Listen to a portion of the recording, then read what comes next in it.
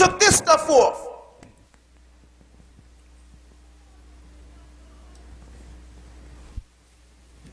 And we stopped wearing this stuff. And we started wearing those. And people started making fun of us. Our mothers. So my mother said, boy, I didn't raise you to wear no dress. I said, Ma, this ain't no dress. This is the sunnah. This is what Muslims dress like. And we stopped wearing this. And we kept on these thobes that covered our privates in the front and in the back. And then when we see you dressing yourself up in the short shirts that we took off, we figure you don't know no better. When we see you coming over here, compromising, shaving your face, we still drag our pants on our butt, and we see your sons with their pants dragging on the backside, and we figure maybe you don't know no better.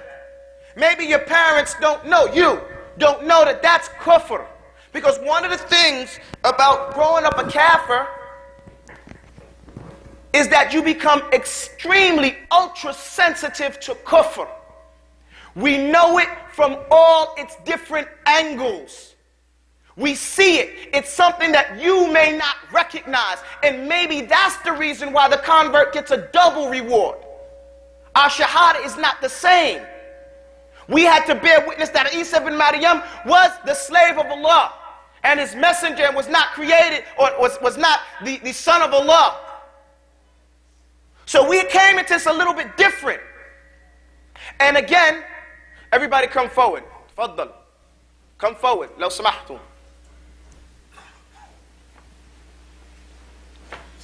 And again, the issue is one of affiliation. Some of us, as we claim that we're going to be affiliated to Islam, but if we were to say to you, okay, then marry your daughter off to someone who's not from your people, automatically the heart palpates. No, I can't do that. It's not our tradition. But we're going to marry him to the best Muslim in the Jama'ah. We talk that talk. We talk that talk, but we're not really willing to do that. And that is why the kuffar are killing us. That is why the Muslims are weak. That is why if we continue along this route, we're going to lose our children. And I'm not threatening you, I'm promising you. I was raised in this country. I know things about this place that y'all don't know. I don't care how long you've been here. The only people that get to recognize it if they raise their children here and they see how they're coming up. Those of you who have lost your children already and know it and recognize it. Those of you who are losing your daughters.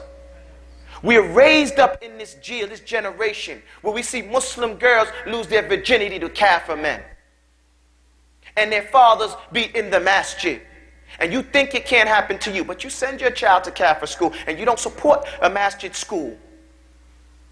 You don't do it. Or you support a masjid school where the imam has 6-7 years of Islamic education, and then you make a principal of somebody who can't even read the Fatiha in Arabic. I'm talking real talk. But we want to pretend that stuff ain't happening. That happens here. That happened here. But when we say that, no, we want to pretend there's a big old elephant in our house. And we're pretending that it doesn't exist. We take our monies, we send it to this country. Hey, where's Islam? We say dua like this from the sunnah. No. Say it's right, say it's wrong. We don't want to stand up and say the sunnah is like this. Get out of the way of the sunnah. Either support it or get out of the way. If you do want to do something else, then do it somewhere else. Because eventually, what we realize is that the people of the sunnah will collide and go at odds with the people who are against the sunnah. And the people that are against the sunnah will eventually side with the kuffar against the people of the sunnah. This is the sunnah. So when you get mad about somebody promoting the sunnah, when you get upset when people come and say, look man, not here, this is the reality. Allah's messenger said, do not shave your face. Period. Like it who like it, hate it who hate it. Do what you like. Make any excuse you want to, but don't say it's a lie. And don't get mad when we say it. We don't think we better than you. This statement, oh, you think you better. This is kibr. This arrogance is the rejection of truth and looking down. The same thing that people say, قَالُوا إِنَّمَا رَجُلٌ مِثْلُنَا بَشَرٌ مِثْلُنَا. He ain't nothing but a man just like us. That's what the other people said. This is why you reject the truth. I'm not making it up. The Messenger of Allah said the men's supposed to wear their pants a certain way. Like it who like it, hate it who hate it. Think it's petty? Umar ibn Khattab was on his deathbed. He was on his deathbed. A man came to bid him farewell. He said, bring that young man back. Yo, raise your pants legs up. It's petty. It's trivial. If I dress like that, do I look like a Muslim? No. Then what is Islam about? If I could do what I want, I might as well be a Christian. The Christian says, do whatever you like as long as you believe. Islam don't say that. If we're Muslims, then we live like Muslims. Don't we say every time, وَلَا تَمُوتُنَّ إِلَّا وَأَنْتُمْ مُسْلِمُونَ? What does that mean? How are you living and dying like a Muslim if you do everything the kafir does? If there's no distinguishing act, or you do it halfway like the Jews, like we say, we're going to put part of it in front of us and put part of the book behind our back? Is that what we're going to do?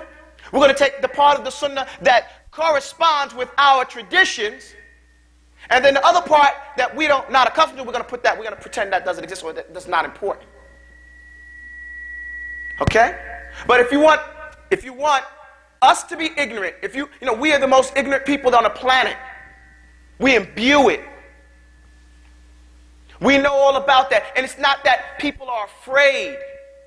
The whole issue is that after we've come to Islam, we realize that Allah's la yudi'u amalan muhsinin. Allah is not going to waste the actions of the good people. You want to do good, do good. You want to do evil, do evil. But the sunnah is going to go forth. All those who want to get on, get on. The sunnah is like Noah's ark.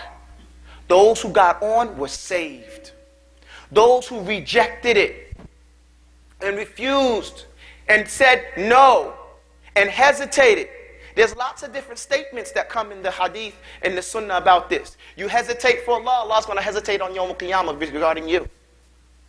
You hesitate to come to the salah, Allah's going to hesitate on you Yawm al-Qiyamah. You hesitate, those ones who hesitated to cut their hair when there was a treaty of Hudaybiyah, the Messenger of Allah didn't make the same dua that he made for the ones who immediately shaved all their hair. So to the extent that you extend yourself, is to the extent that Allah is going at you and going to respond to you.